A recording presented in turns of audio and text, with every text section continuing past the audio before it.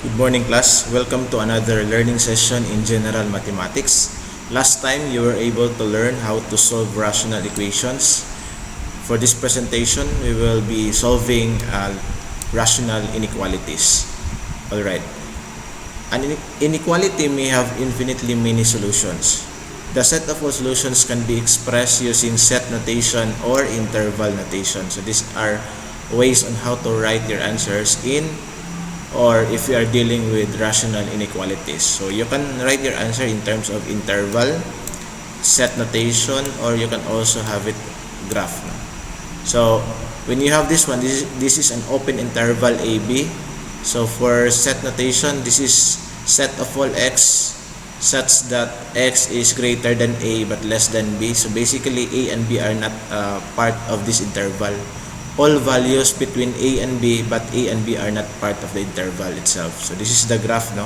So notice that there is hollow right here. This would tell us that the values of a and b are not part of the interval. So this is a closed interval a to b. So these are numbers from a to b including a and b. So for set notation, this is how are we going to write it. The set of all x such that x is greater than or equal to a but less than or equal to b. For graph, so basically you just have to shade, so to indicate that a and b are part of the interval. So we have here half closed, half open. So these are numbers from a to b including a. So in set notation, this is how are you going to write it now. The set of all x such that x is greater than or equal to a but less than b. So for a graph, so this is how are you going to represent it as a graph. So a is part of the interval, but b is not part. So this is half open, half closed. So these are numbers from a to b or within a to b, and b is actually part of the interval. So for set notation, you have this one as the representation, the set of all x such that x is greater than a but less than or equal to b. So for the graph, no, you can provide a graph like this, no, where b is actually part of the interval and not a. So here we have the open interval a to positive infinity. So this is the set notation, the set of all x such that x is actually greater than a. So basically a to positive infinity. So there is hollow right here because a is not part of the interval. So this is the closed interval a to the open to the positive infinity. So this is now the notation. So please be aware now of the different ways on how to write our answers later with solving rational inequalities. So if you have negative infinity to positive infinity, that's basically the same as writing with r, no? Set of real numbers, so any numbers. And here you have to shade the real number line because all numbers are part in that interval. Alright, so these are actually the procedures in solving rational inequalities. So we will be exploring these procedures as we try to solve the examples I have provided. So so warning before we start now, it is not valid to multiply both sides of the inequality by a variable. Recall that multiplying both sides by inequality by a positive number retains the direction of the inequality, and multiplying both sides by the inequality of an inequality by a negative number reverses the direction of the inequality. Right, so example, this appeared to be example number 5 in our reference, na the learning resource provided by the Department of Education. So for the solution, so let's write first the given 2x over x plus 1 greater than or equal to 1. So basically the first thing is to make the rightmost part, or make the right expression, right side of the expression equal to 0. So in this case, this one, we would like to make it 0, so we will transfer this one to the left side. By transferring it, that would become -1. So we have to make the right side of the inequality equal to 0. And then we have to combine this one, these two fraction, this fraction and this can also be fraction. This is understood to be all over 1. We can actually combine by finding the LCD. The LCD is actually x plus 1. So x plus 1 divided by x plus 1, that's 1, times the numerator, so still 2x. Again, this is understood to be all over 1. So x plus 1 divided by 1, that's x plus 1, times the numerator. So we have negative 1 times x plus 1 greater than or equal to 0. So we can actually perform algebraically. So negative times x, that's negative x. Negative times 1, that's negative 1 all over x plus 1 greater than or equal to 0. Now, 2x minus x is actually x minus 1, that's all over x plus 1 greater than or equal to 0. Actually, this is the first step. No? This is the first step. We make the right side of the inequality equal to 0, and then we need to combine the expressions on the left, no? So in this form. Now the next thing to do is to solve or find the critical numbers. Solve the critical numbers. Now, how to solve the critical numbers? We simply equate the numerator and the denominator to 0 and then solve for the values of x. So x minus 1 equal to 0, and then also equate the denominator to 0. So x here is 1, x here is negative 1. So after that, we need to locate, or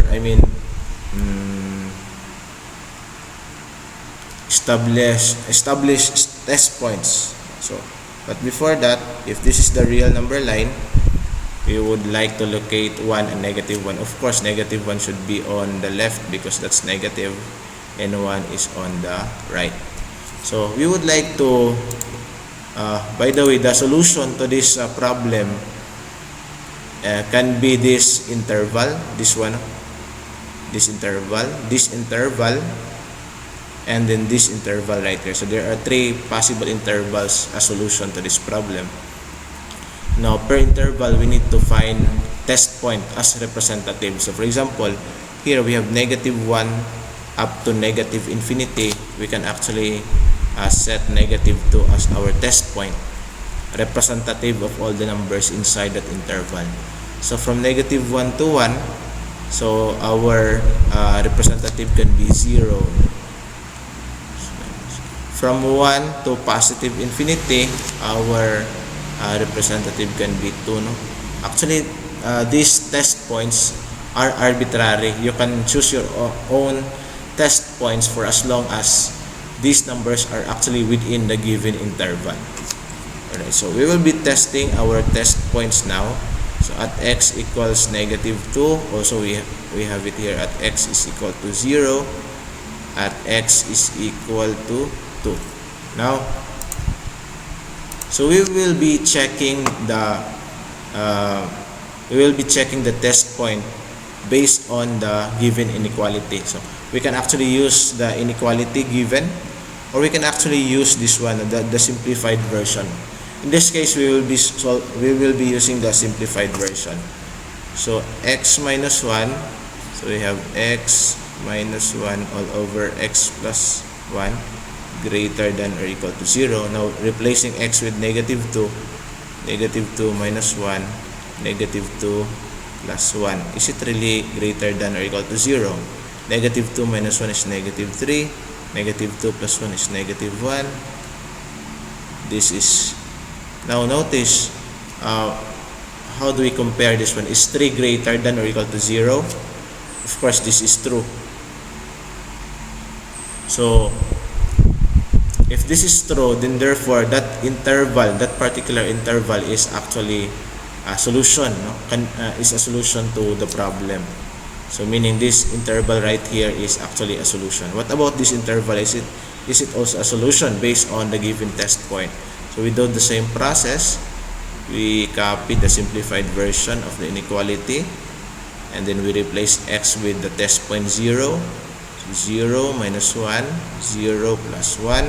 Is it greater than or equal to 0? So this is negative 1. This is 1. Negative 1 over 1 is negative 1.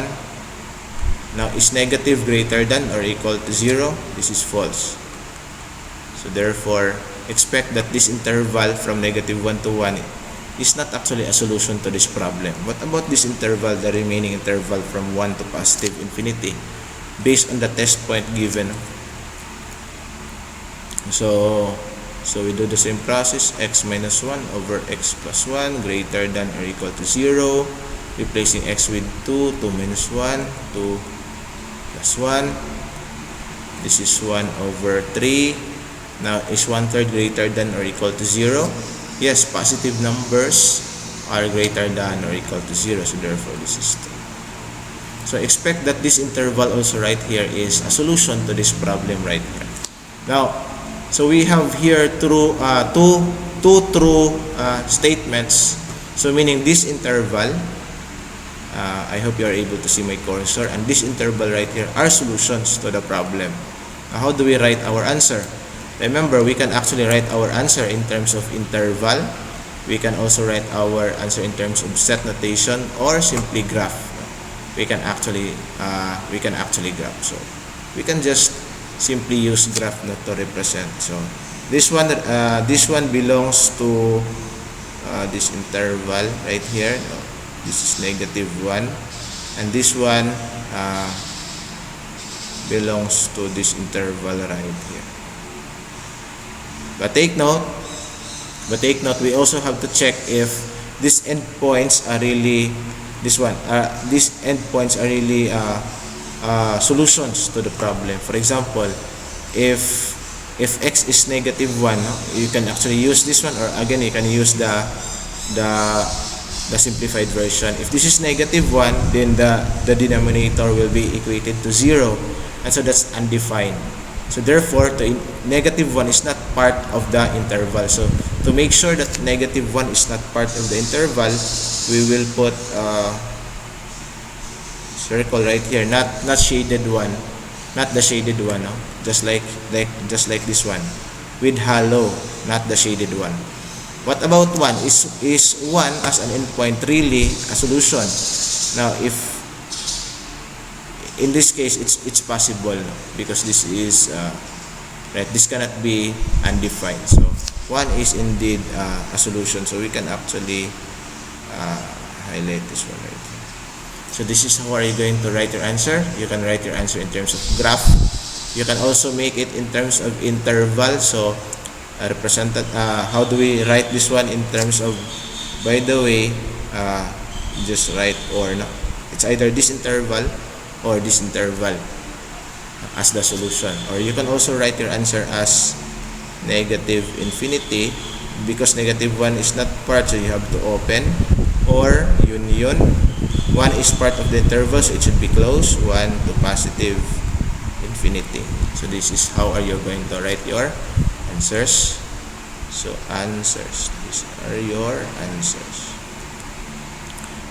It can be this one, it can be this one, or you can also write your answer in this way. Now, the set containing x such that x is less than negative 1, and or x is greater than or equal to. Right, so I hope you're able to learn this concept.